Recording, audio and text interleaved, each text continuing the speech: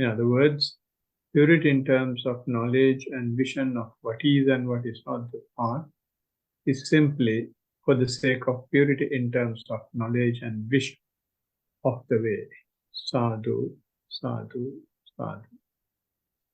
Dear friends, today is 31st October. I'm back in Australia, Australian soil. So I'm doing the program from Perth to start with.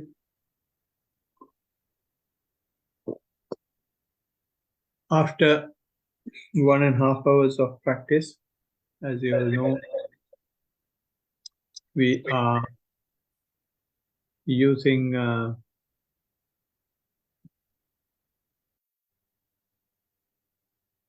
so this time we have allocated for listening and discussion supportive factor, for which we usually select a discourse and discuss that discourse.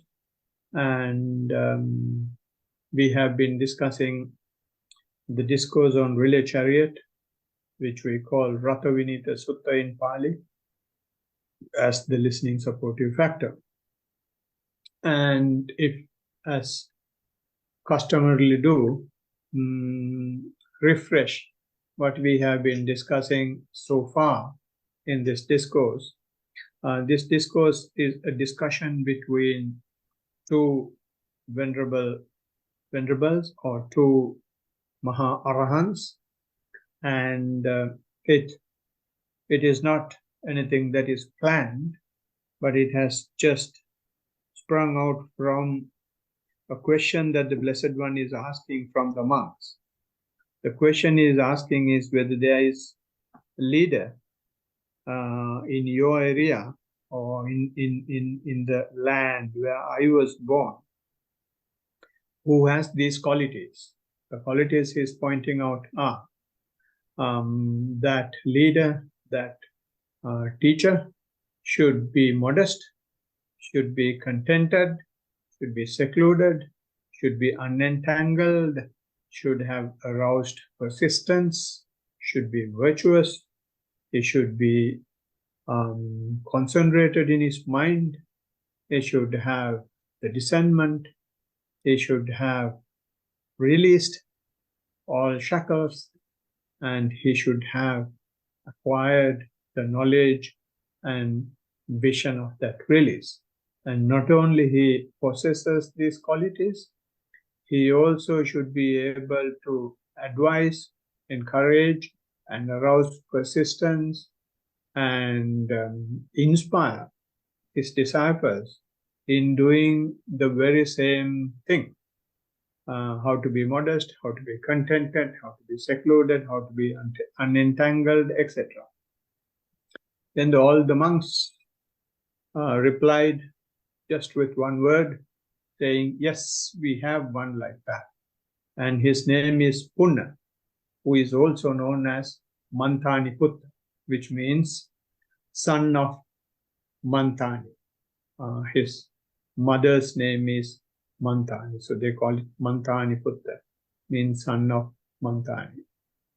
So Venerable Sariputta heard this, so he wanted to meet this particular monk and inform him that he's well regarded by his disciples, and the Venerable and even the Lord Buddha is aware of it.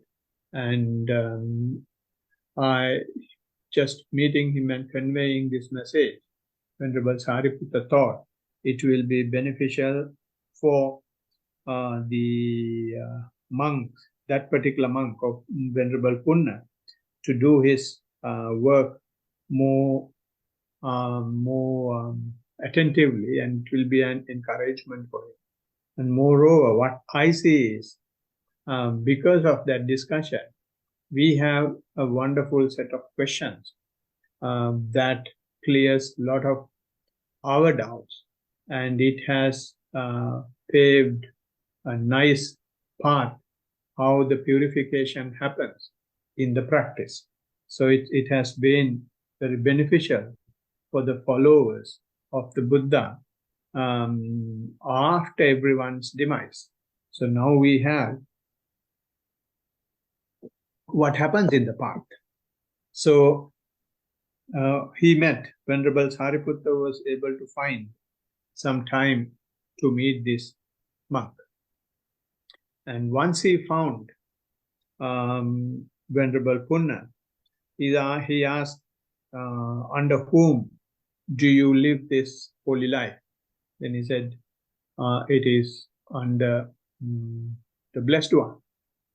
Then he is asking whether he is living the holy life for the purification of virtue, or for the purification of the mind, or the concentration, or the purification of the view, or for the purification in terms of the perplexity, overcoming perplexity, or whether it is purity in terms of knowledge and vision of what is and what is not the path, or whether it's purification of the way, or whether it is purification of the knowledge and vision itself. Then the answer for all those questions, Venerable Punna says, no, my friend.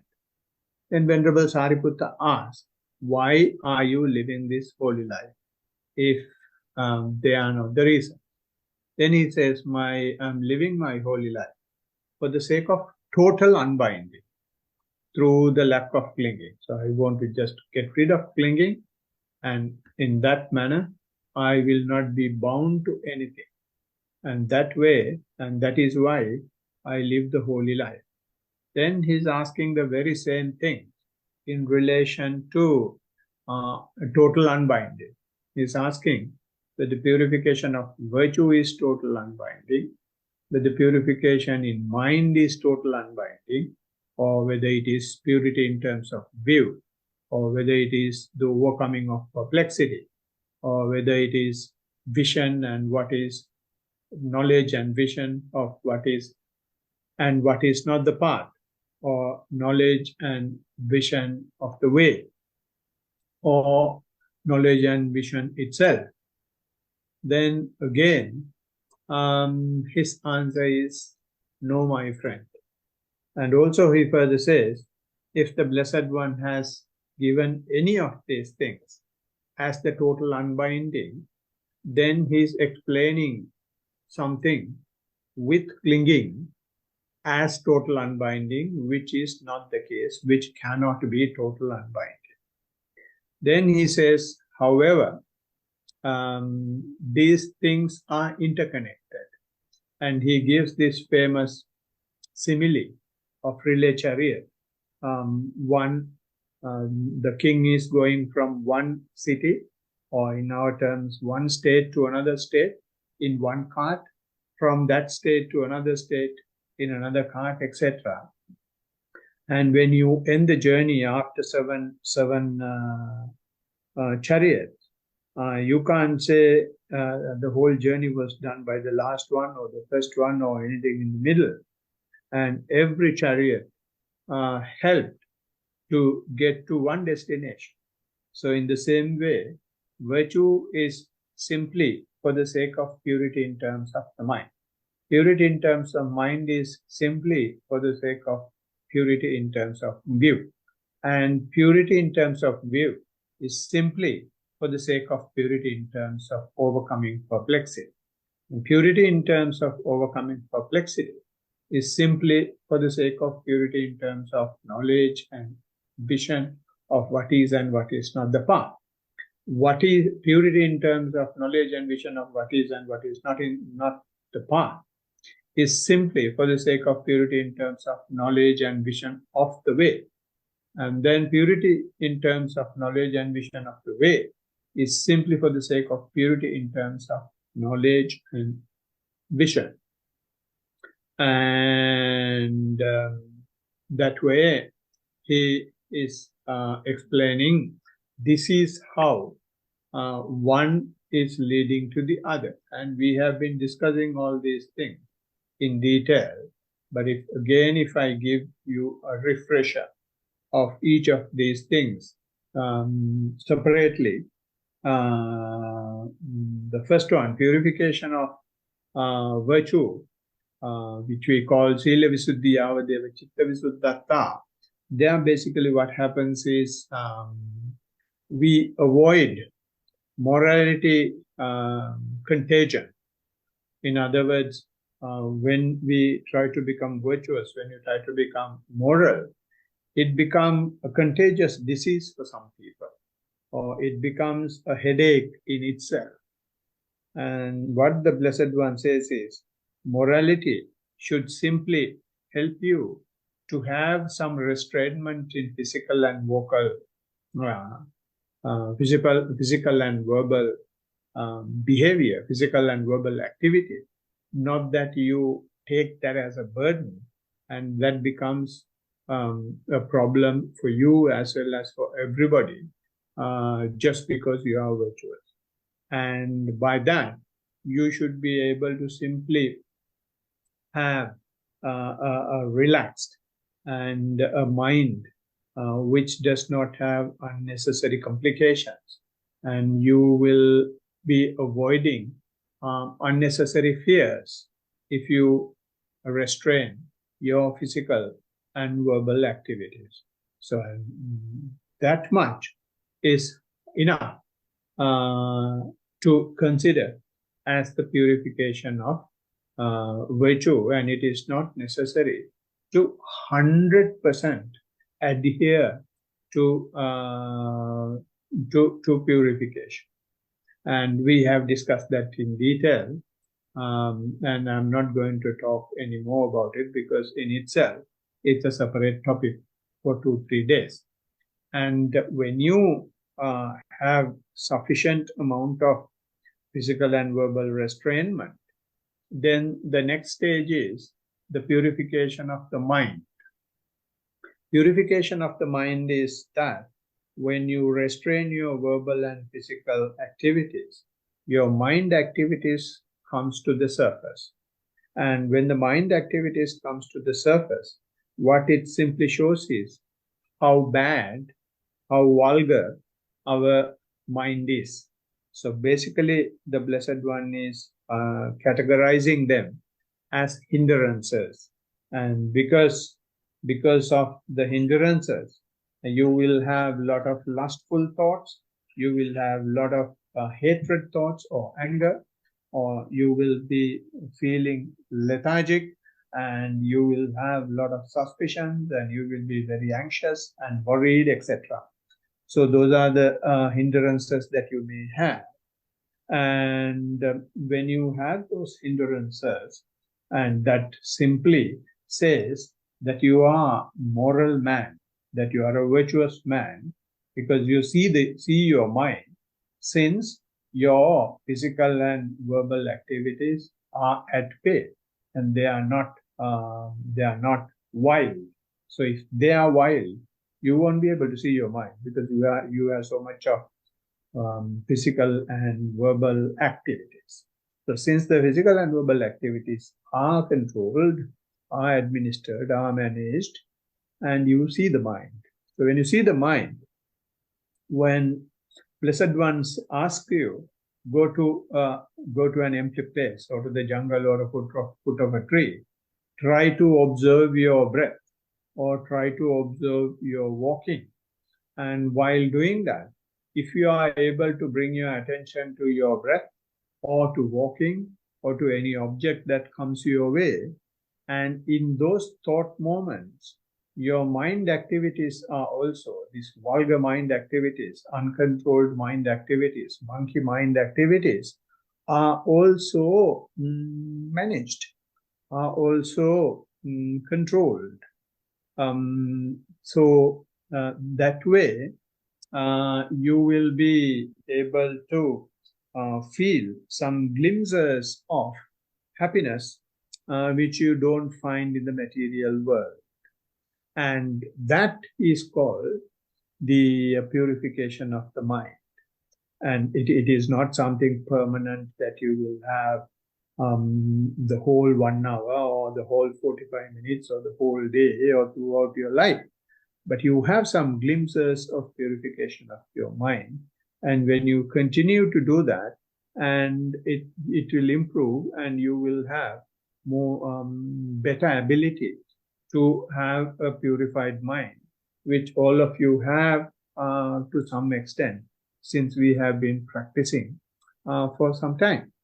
And when this purity of the mind is happening, then the next purification that pops up is the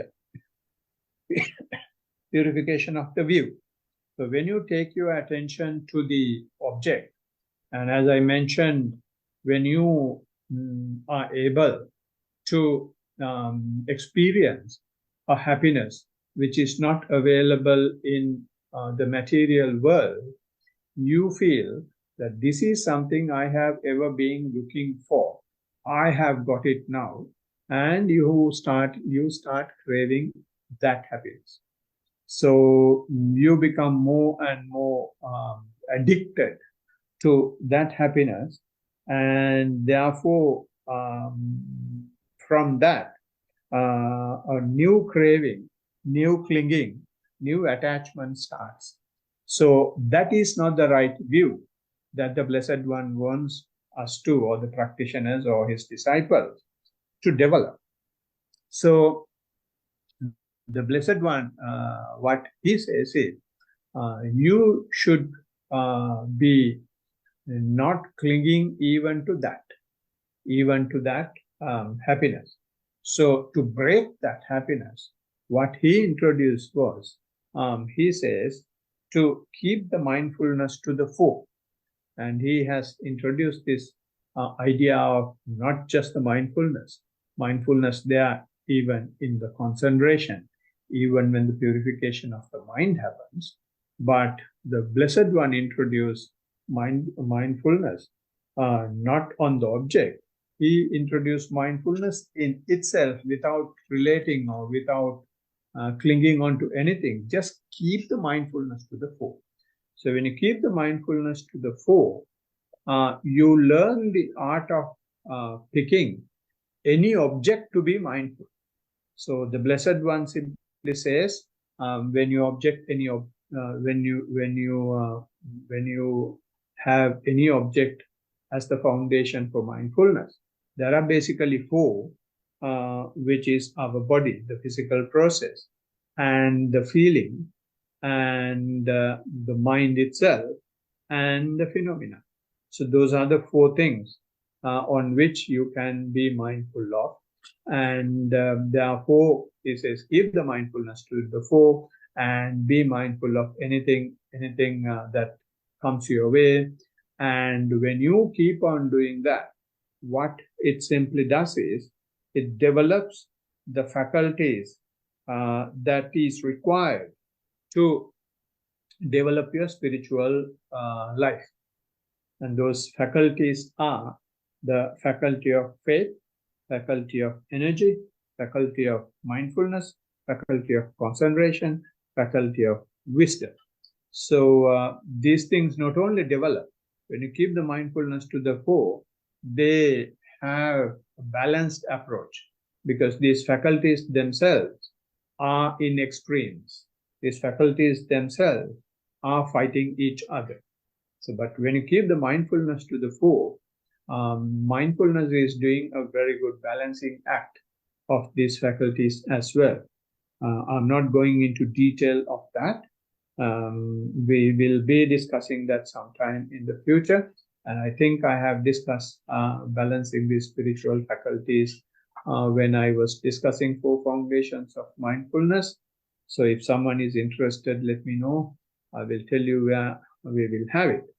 And when you do these things, when this happens, when you are able to keep your mindfulness to the fore and are able to have your attention to any object that comes your way, and you will have a very optimum energy to continue your practice, and you will continue to keep the practice, and you will have a ready or preparedness to frequent the practice, and that preparedness will, that continuation, that preparedness will sometime be giving you unnecessary mental questions, because you are now deviating from the concentration which was so attractive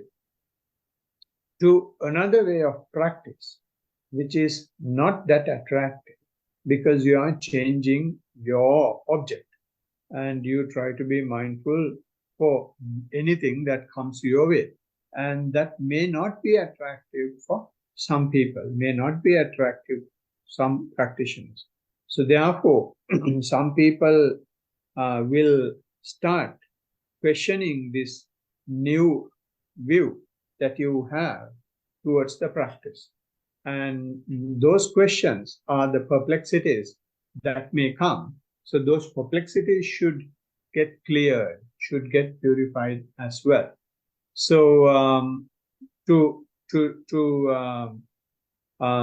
purify those perplexities, what the Blessed One says is not only that you will keep the mindfulness to the fore, you must start appreciating the mindfulness more. Because most of us, what we do is when we practice, we are able to be mindful for anything that comes our way, but we don't appreciate it. Let me give you an example. When some people provide their report, they say, I am able to keep my attention to the walking for some time. And when I keep my attention to the walking, I of course observe how the foot is kept and what sort of sensations I feel and to what extent those sensations can be felt in the leg, and usually how many steps I can be mindful, and all that they will be telling. And they will say after that, my mind would start wandering for thoughts of the future or thoughts of the past, or I may get some lustful thoughts. And is there any way that it can be avoided and I can have my attention continuously to the foot or to the breathing if it is sitting practice? And here what has happened is he is aware that he has the attention to the main object, which is the breathing or the walking. And also he is aware that his mind is wandering. Although he is aware, he is not appreciating the mind wandering. He is hating mind wandering, and he is liking having the attention to the main object. So when you take this scenario, strictly speaking, the person is mindful, but because his view is not very clearly appreciating the fact of mindfulness, this perplexity, this confusion arises. So therefore, to clear that confusion, the Blessed One says, not only that you have got to be mindful, you will have to appreciate the mindfulness. How do you appreciate the mindfulness? Is by being happy of the fact that you know that your mind is in somewhere else. Mind is now wandering, and you are aware of the wandering, and I'm aware of this wandering because I'm mindful, right? So if you become happy about mindfulness in that manner, then you start appreciating mindfulness, and a lot of perplexities, a lot of questioning, a lot of doubts that you will have in your practice will gradually fade away. And when that happens, when you start appreciating mindfulness in this manner, that will lead to firm and unwavering mindfulness. And that firm and unwavering mindfulness leads to the factors of enlightenment, which are, again, the furtherance of the spiritual faculties that I mentioned a little while ago. So when the furthering of the factors of enlightenment develops, that opens up the path of the practice. So when the path is open, he will have a very smooth practice. But since the practitioner does not know exactly what's happening, mind is very clever in giving certain instances, in identifying, in giving some non-material happiness, non-material knowledge, and try to hook the practitioner into that non-material happiness or the knowledge.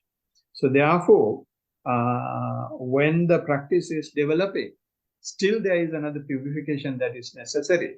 That is whether it is or it is not the right path, right? So the Blessed One has identified 10 such entanglement, 10 such imperfections that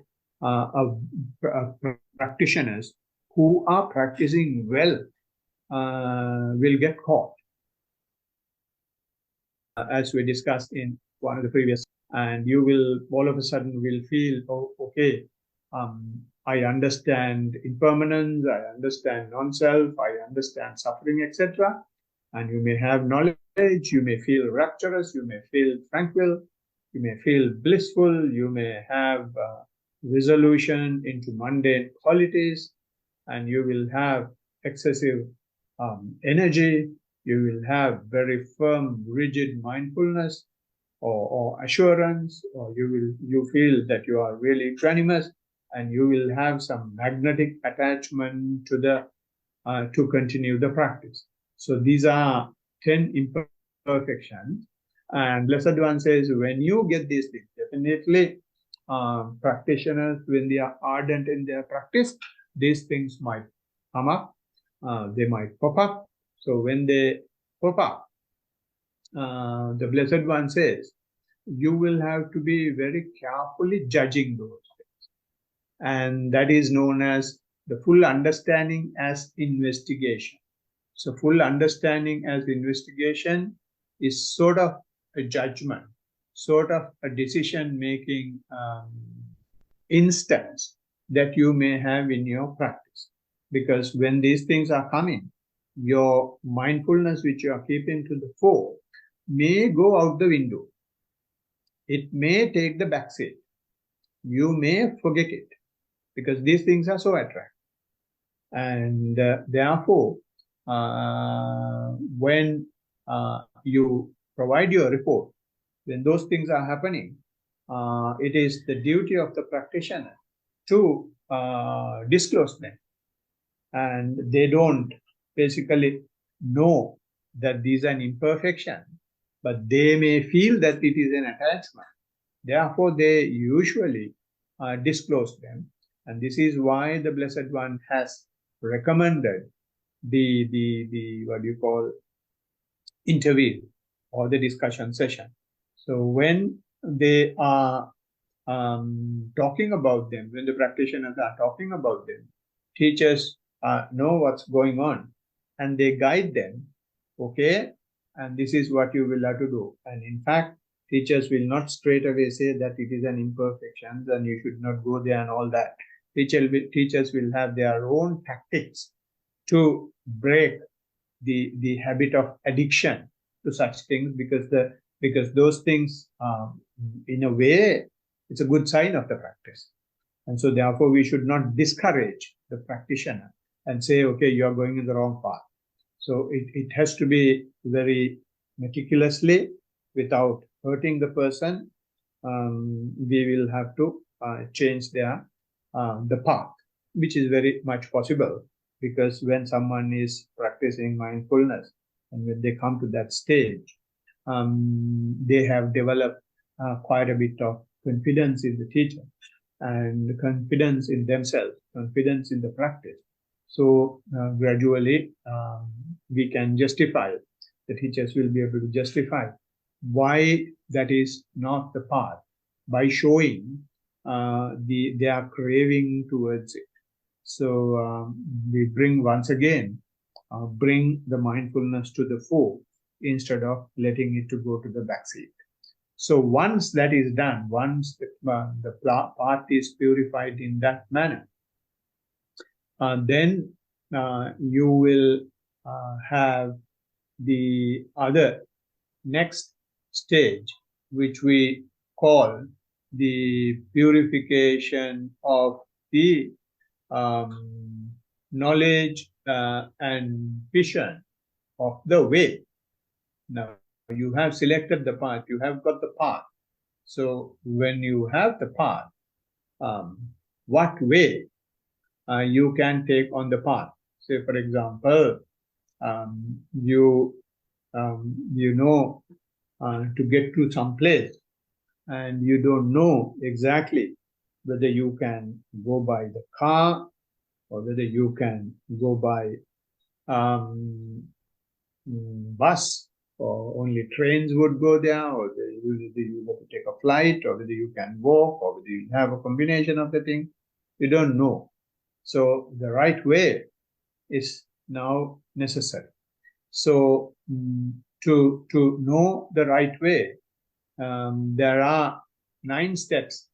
The Blessed One has explained 9 steps, and we have discussed the first one of those things last time.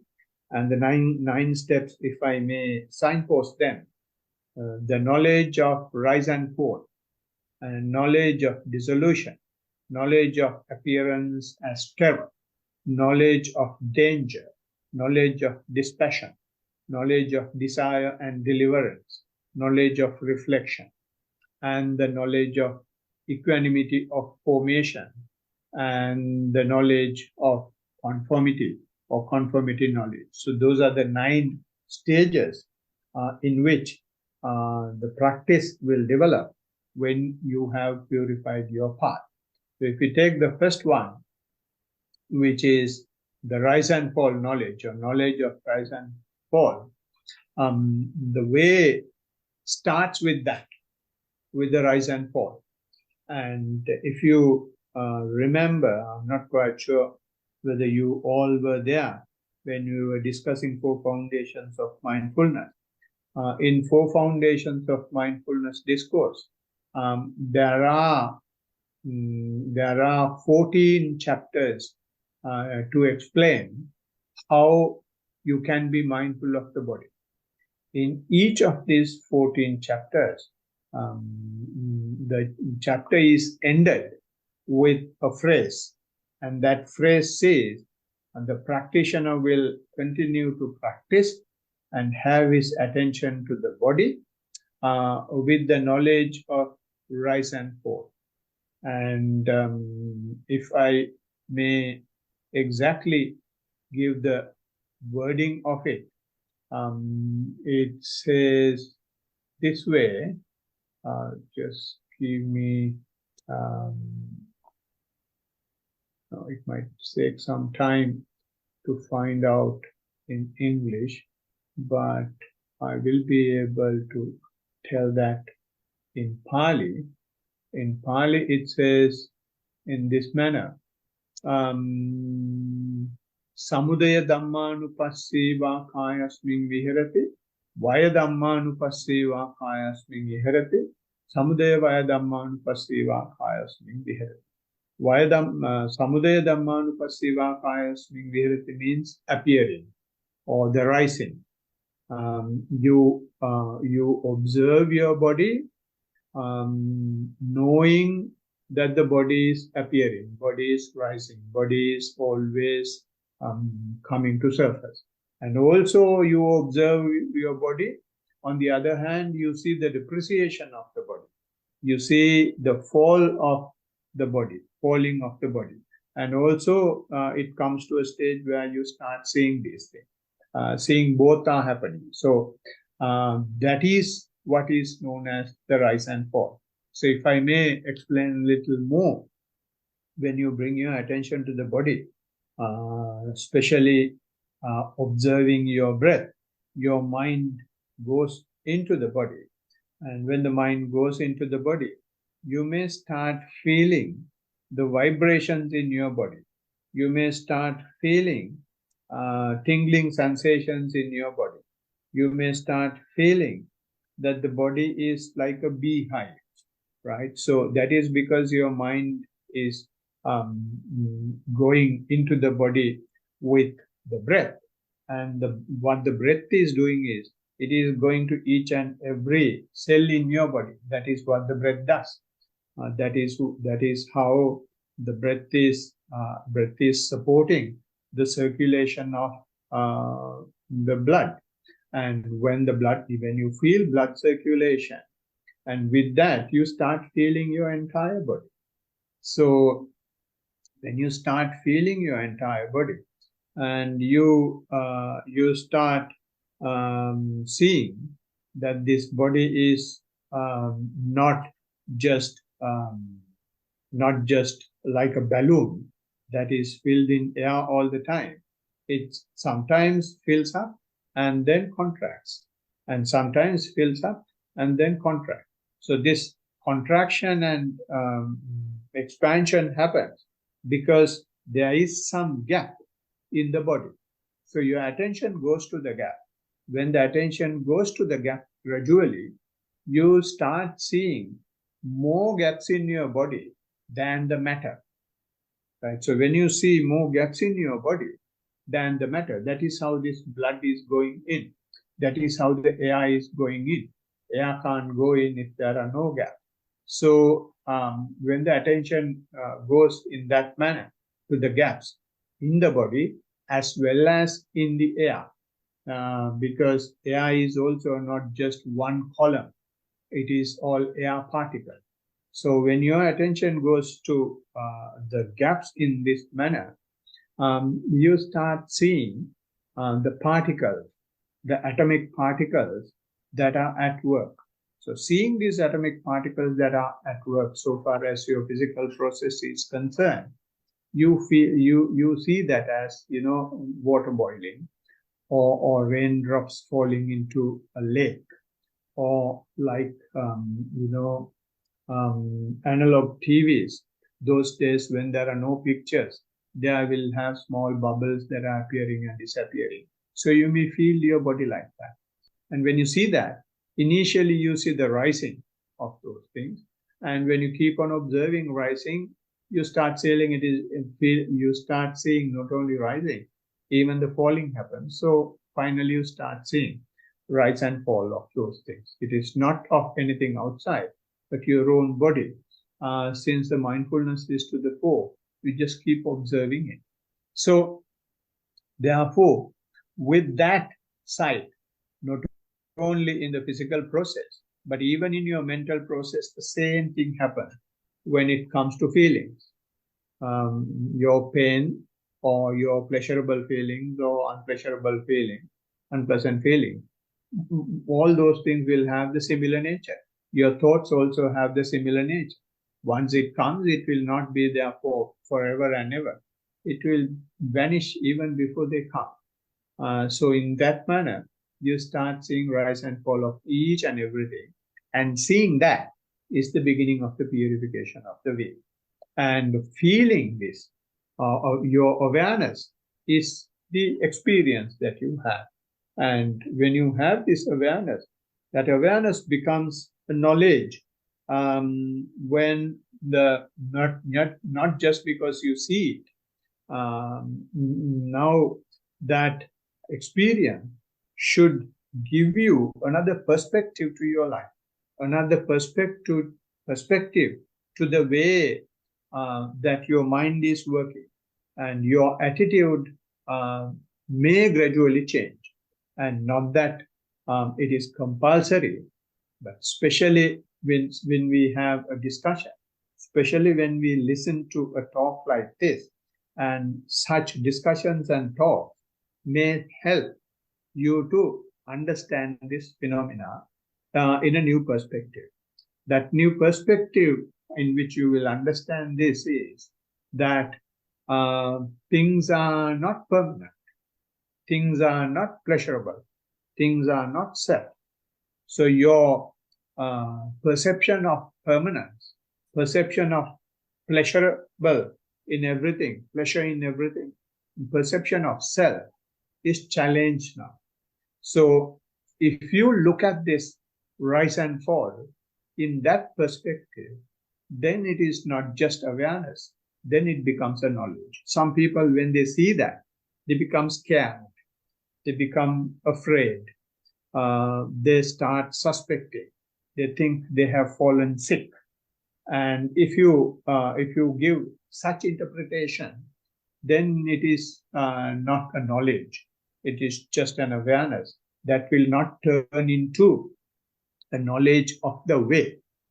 But if you appreciate that this is happening because of your practice, and instead of being suspicious about it, or instead of being afraid about it, and if you change your attitude, this is happening because of impermanence, this is happening because it is not myself, and this is just the nature, then it is a huge knowledge that a lot of us, most of the people won't have. So with that knowledge, you will continue to practice. So we explained last time when we met the meaning of impermanence, meaning of suffering, meaning of non-self. If I may just refresh that as well. Impermanence means impermanence in the five aggregate. So we simply call it impermanence is the five aggregate, which is form, feeling, perceptions, mental volitions, and consciousness. And this impermanence is hidden in the subtle continuum. When I say subtle continuum, this impermanence is something related not to each and every Dick, Tom, and Harry. It is related to those who practice. It is not for those people in the sensual field. They don't talk, they don't bother about impermanence. But for those who practice, even if they go to deeper layers, subtle layers of the practice, and they see a continuum, if you consider this appearing and disappearing as a continuum, although they have seen the impermanence, they will not change their perspective. So as a result, the impermanence is hidden in the continuum.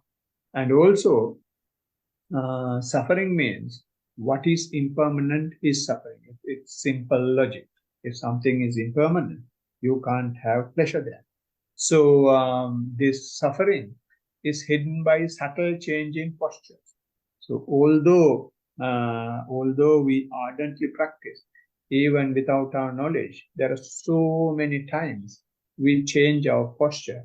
By changing the posture, what we simply do is we hide the suffering. And again, it is applicable only for practitioners, not for those who are in the sensual field or sensual world, or those just doing puja and rituals.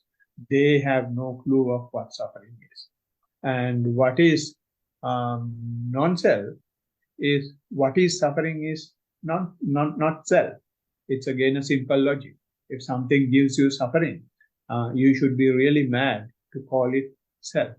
And that fact is also hidden in the whole, which we have discussed in detail last time.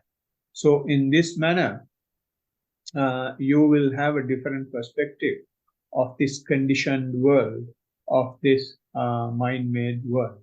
So when you continue the practice in this manner, what happens is you are very keenly on rise and fall, and continuously acknowledges the reality of impermanence, suffering, and non-self. And that is the meaning of continuation of the practice.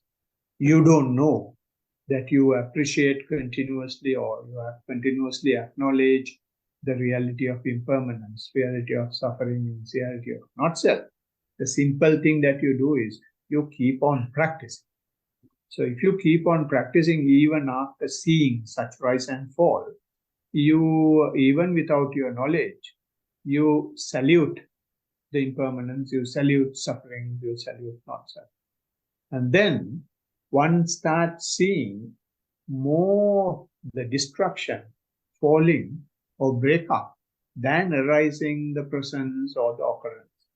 Let me say it again. When you continue the practice in this manner, one may start seeing more the destruction, falling, or the breakup than the arising or the presence or the occurrence. In other words, your attention is firmly on what is going on, and what you see is all what appears disappears. So after some time, you start seeing more of disappearance, more of falling, more of breakup than the appearing. Why it is happening is because now your mind is not making anything. Your mental volition has stopped. So what you now see is, since you are not making anything, you don't see the occurrence, you don't see the arising, you don't see the presence, but what is already made, getting destroyed or falling and breaking up, you start seeing that. So when that happens, one may see that the mind is also subject to birth and death. You see, not only the object that you are looking at is destroying, getting destroyed, your mind is also not doing anything. And you see, and that seeing itself ends there itself. And then the next time you see, and it ends there itself. So you start seeing the very mindfulness is also appearing and disappearing. So it comes to a point at a very subtle layer, he or she continues to see the destruction of the mind or the mindfulness as well. And then, hence, one sees that both the object and the knowledge of the object, both breaks up, both gets destroyed, and both falls out. So it's the object and the mind, or the it is mentioned in Pali, Jnatancha Jnanancha Ubo Vipassati, which means the object at which you are looking at, as well as the fact that you have seen, both will disappear. So when that happens, you may feel that you are destroying yourself. You may feel that it's a self-destruction process. And some people may get more and more scared because now you start seeing your own disappearance. But since your mindfulness is firm, and if you have a good faith in the practice, you let it happen. And when it comes to this stage, your mindfulness is working at a very fast rate. And even if you won't be able to take your mind off the process, because you are really seeing exactly what is happening to your physical and mental process. So if one continues to allow that to happen, and he will see the entire collapse of the physical and mental process, like how do I call it? Like a firework. You may have seen firework. In firework, the light goes up and then it blows out. So like that, you may see your own existence, your own physical process just blows out. And that gives huge relief, huge satisfaction, huge happiness that you have never experienced in the past. And when you see that, when this happens, if you are not suspecting it again, and if you are not afraid of it, then it is not just an awareness. It becomes a knowledge, right? So that way, you will have the knowledge of dissolution. So when you have this knowledge of dissolution, it is not only that you have challenged the non-reality that you were upholding all this time, it has started getting abundant as well. The non-reality that we have been upholding earlier were the permanence, that things are pleasurable and the self is there. And those things initially got challenged up to the time you came to the dissolution. But at the point of dissolution, they're getting abundant. So you will abandon the notion of permanence. You will abandon to some extent, not 100%, to the extent you see it, the pleasurable notion and the notion of self will get abundant. And as a result, you will see that there is nothing commendable here. Only the disgust is left.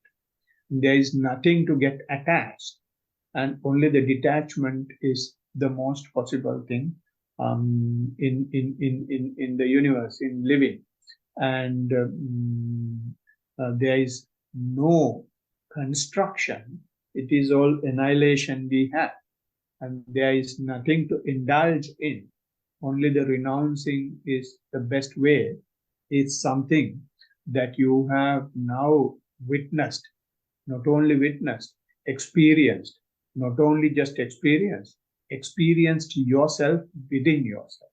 So you have a first-hand experience that you can develop your mind to an extent that you will dissolve yourself, which not just dissolves you, it gives you a tremendous happiness that we have been looking for all this time. So when that happens, our entire perception or the attitude changes dramatically towards our own physical process, towards our own feelings, towards our own perceptions, towards our own intentional activities. And when all those things change, you keep continuing your practice. This continuous observation of renunciation, this giving up of your dissolution of your own thing, and it will not just once happen and stop. If you provide right practice, right factors to your practice, you will continue to see this more and more over and over again. So this continuous observation of the renunciation of the form, feeling, perceptions, and the mental volition brings out the emptiness or the void of the objects or in living. And you may initially hate this, but then it doesn't become an insight if you hate it. But if you instead appreciate that it is from your practice instead of hating, then it is not just happiness, it is the insight. That is why it is a significant part, a significant step in the way, in not just the knowledge. It has become a vision as well now. So when one feels relieved and happy with this experience, then he or she is a son or a daughter of the Buddha. So if you are not relieved, if you don't feel relieved, if you feel shivering, if you feel scared, then you are not on the side of the Buddha. So before concluding this talk, may I wish you all be able to become sons and daughters of the Buddha. Blessings of the Noble Triple J. Sadhu, sadhu, sadhu. Good. That's the talk. I would like to open up for discussion. Yeah, I think you can hear me, can't you, already? Yes, I can. I just want to type a quote, but I'm going to have to do it. Well, I'm probably best to do it on my phone. So what I'll do is I will send this quote to you, and then I will say the quote myself. I'll quote the quote. Yeah, how are you going to send it? Yeah, and so you'll be able to read it and hear it from me. And all I would like is your response to the quote in regards to Buddhist philosophy. Yeah. I'm not a philosopher anyway, it doesn't matter. Yeah. Give it a... Okay, so yeah, here's the quote. Yeah. So the quote. Did you send it to me? Ah, yes. Yes. So the quote is, throw away holiness and wisdom, and the world will be 1,000 times happier. So this is the quote, and I would like you to respond, please. Oh, yeah. This is exactly what the Blessed One says as well. So when you, most of us, what has happened is, we are hanging on to holiness. We are hanging on to our whatever damn thing we do. What the Blessed One says is, don't hang on to even that.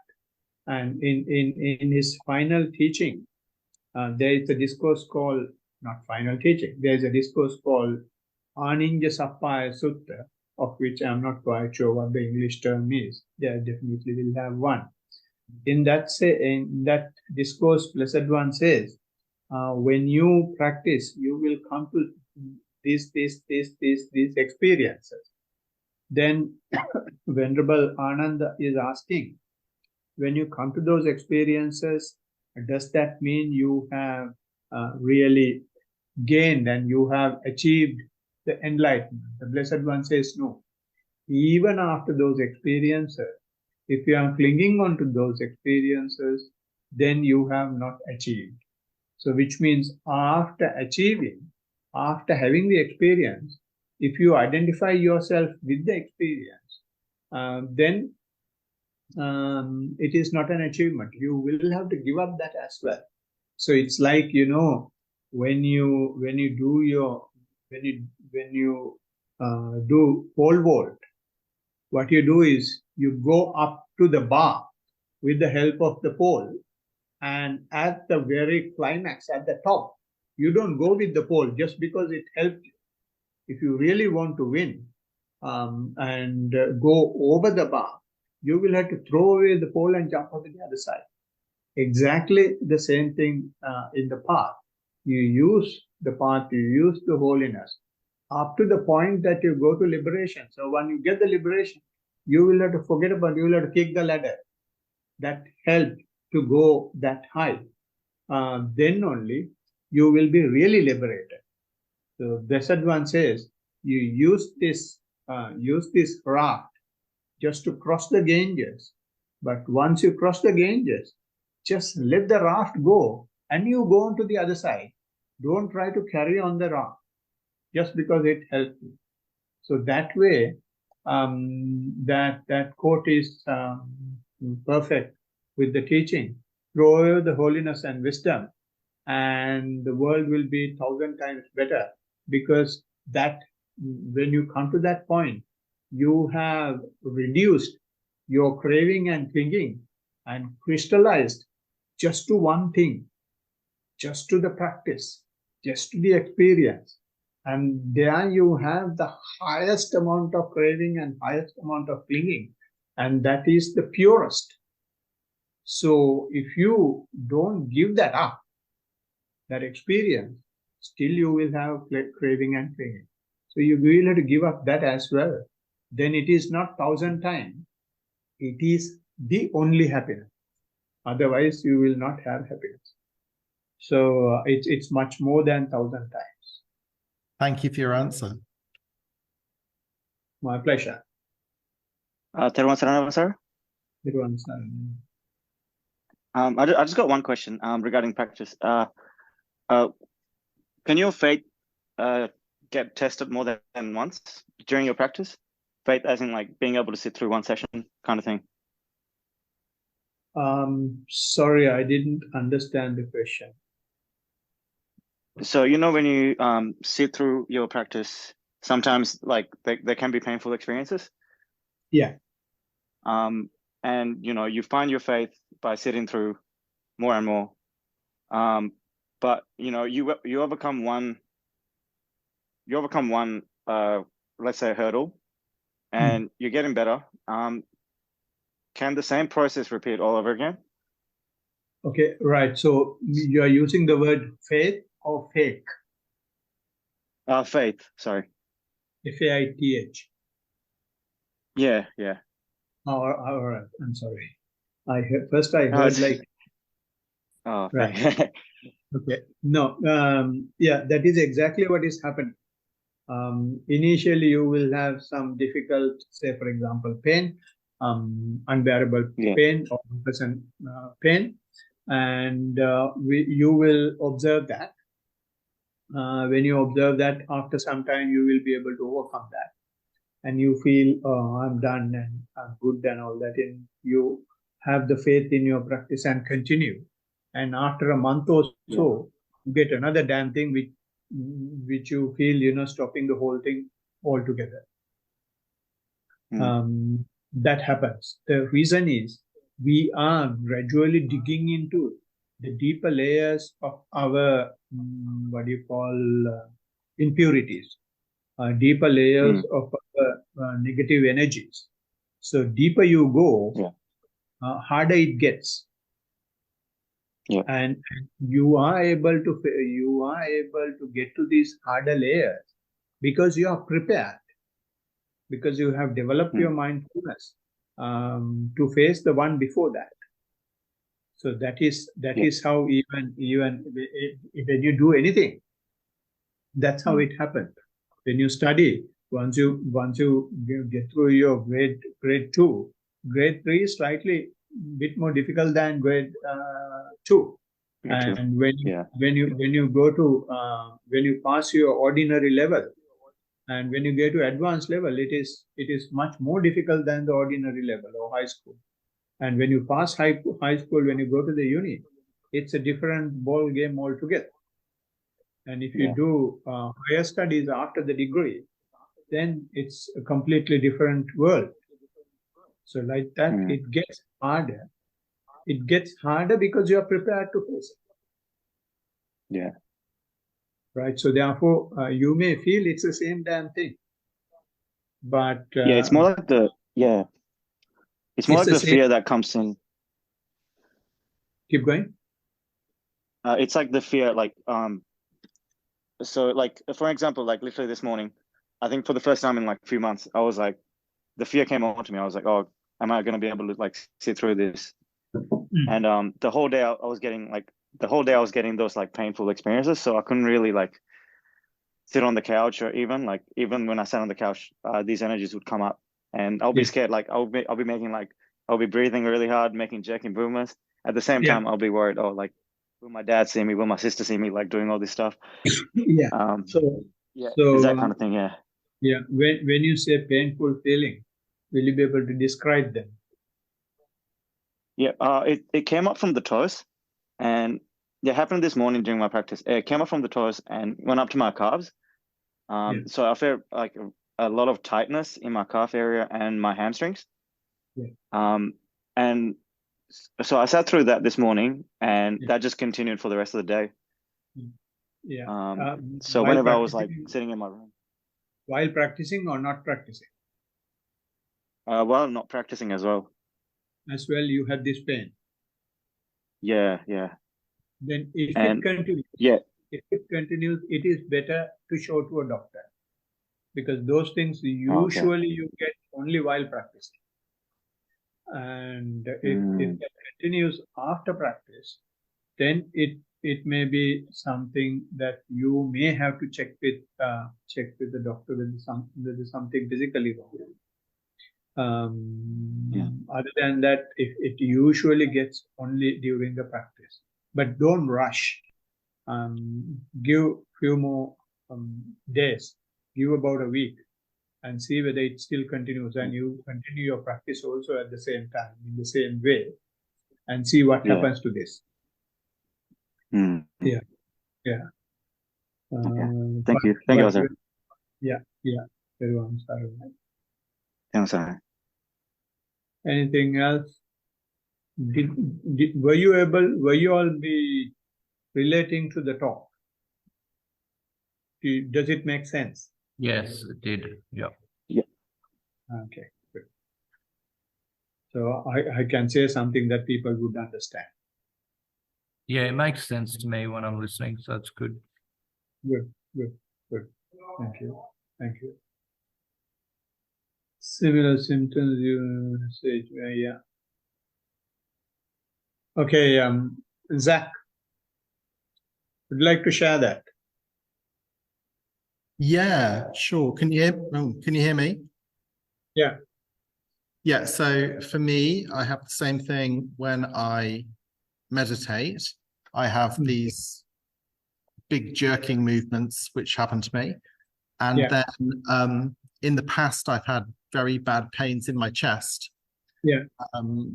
It's very interesting. The pain in my chest used to come when stressful moments would happen. For example, my father would call me and I would just look at my phone and go, ooh, like real pain in my chest. Yeah. But also through meditation, it would get worse and then completely disappear and all sorts of crazy things would happen.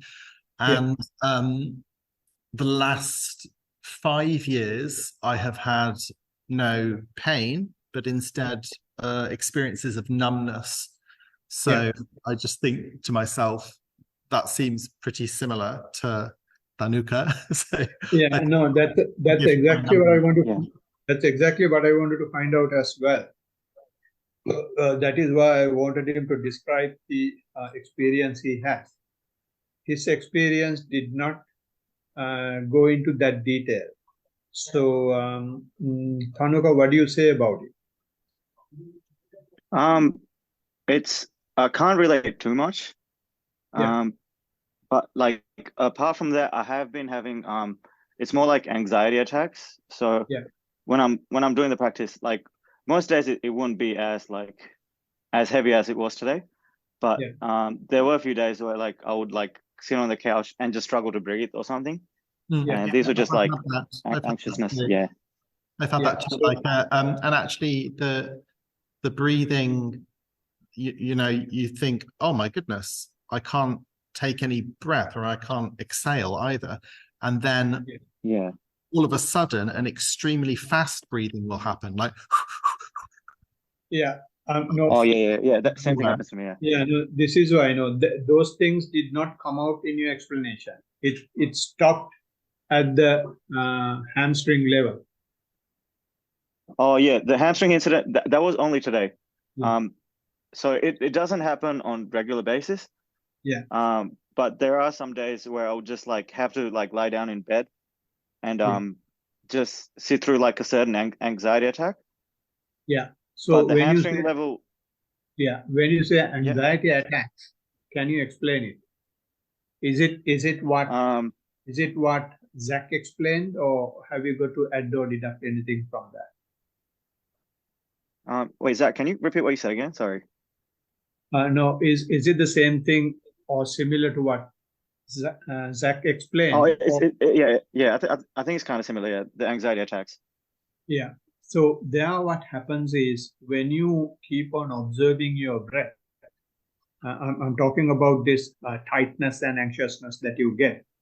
When you keep on observing your breath, your attention more and more and more get into the body. So when the attention goes into the body, you start observing this regeneration and degeneration of the body. When you start seeing that, you become little bit anxious.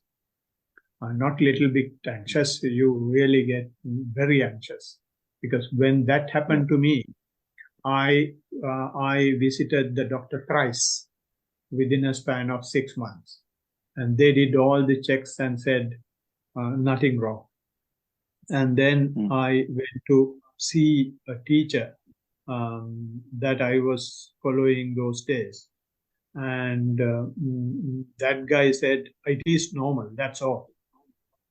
Right? But when I met my current teacher, he explained it this way, that what happens is when your mind gets sharper, you dwell into your body more and you start seeing the reality of physics.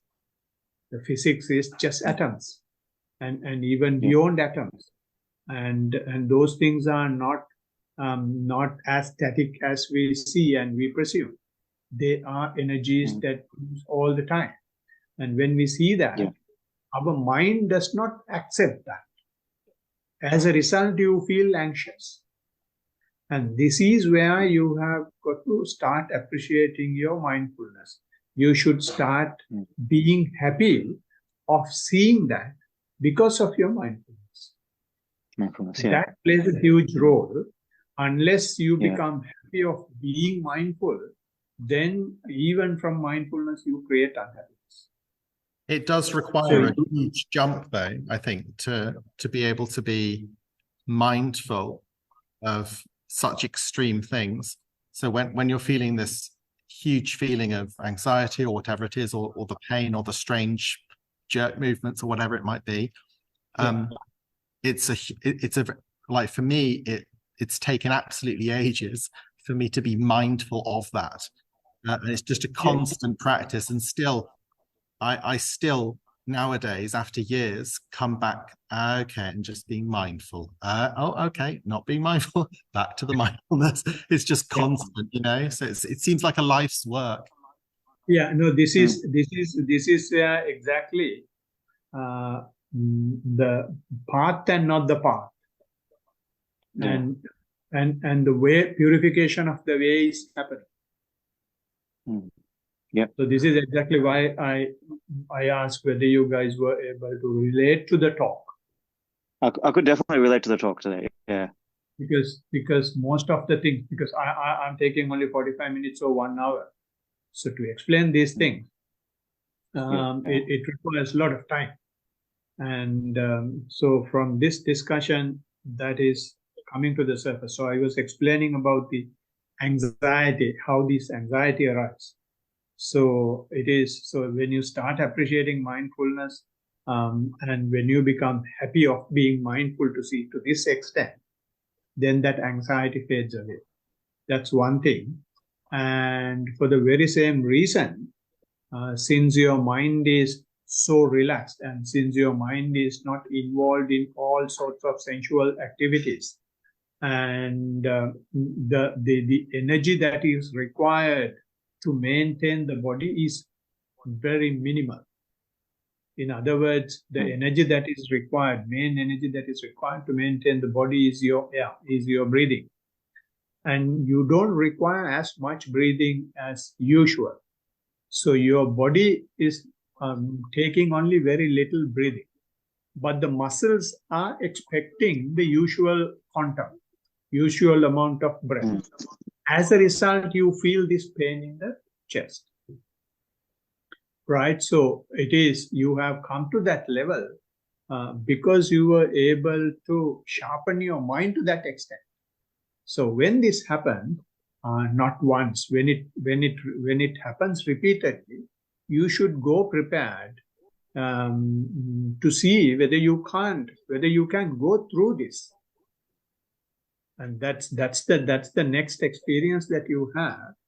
And since you have reached that, now you have the ability to see how you live without giving the amount of breath that the heart is asking, that the body is asking. You are able to do that. And therefore, I call this death simulation. You will be able, you feel, when that happens, you feel like you are about to die. You're going to die right now. But you become a firm observer and give up your life, give up your body, and let anything happen. I will be simply observing. And then you will go through that. And that becomes immortal.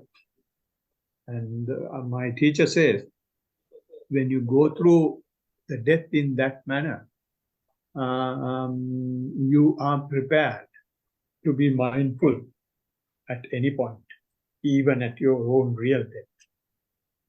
So these are therefore not something out of ordinary. This is how you go through your physical and mental process. And death means separation of the physical and mental process.